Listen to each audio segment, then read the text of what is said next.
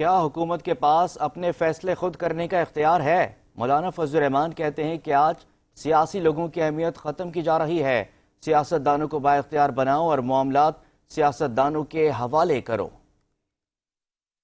حکومت کر رہی ہیں، اور ابھی جو حال ہی میں بلوچستان میں ایک ہی دن میں 4-5 مقامات پر ریاستی اداروں پہ حملے ہوئے، ہماری مسلح افواج کے جوانوں پہ حملے ہوئے، یہ سب چیزیں وہ ہیں کہ اگر ایوان اس پر غور نہیں کرے گا تو پھر کون غور کرے گا؟ کیا ہماری حکومت کے پاس یہ صلاحیت ہے؟ کیا ان کے پاس یہ اختیار ہے کہ وہ خود فیصلہ کر سکیں، یا اپوزیشن کو اعتماد میں لے کر پارلیمان خود اس کے لیے کوئی اقدام کرے، مذاکرات کرے، بات چیت کرے اور ملک کے اندر اس اضطراب کو ختم کرے؟